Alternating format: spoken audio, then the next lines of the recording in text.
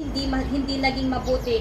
Pero totoo nga ang sabi ng hermano natin kanina, kung wala ang pag-ibig sa grupo na ito, hindi natin mararating ang 30th. Sana kahit man na nung bumawing itinumo, magpatuloy at magpatuloy, kasi madaytoy nga grupo pinukol ni Apo Diyos iti ayat kun panagmaymaysa kun jay strong nga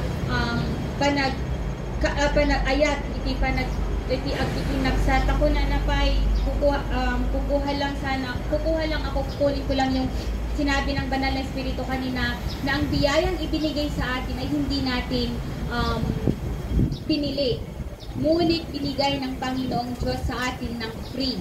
Kung kaya't gamitin natin ito upang magpatuloy to glorify, magpatuloy na kumuhan. Gamin dahil nga nagpatuloy tayo, nagpapatuloy din na maingat nga to ni Apo Diyos kun jingay madaydayaw itinagan na kat maraming salamat po ganin din sa bisita. Bagkus wala po ako nung Sunday kasi nag-box kami na way hermana, hindi ito yung pangalawa na pagdalo mo dito. Ang ating grupo, ang aming grupo ay open para sa inyo at para sa lahat. A blessed Sunday kadatay amin hanya narigat pero nakayak kapumot lang kada kayo nga grupo kanya po Diyos itikan kanayon nga pagsandagan tayo kung tipan panunod to kay Sinji Ayat.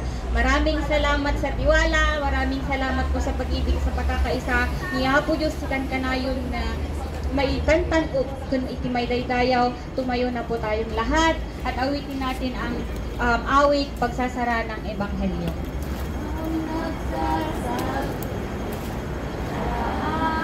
Come on.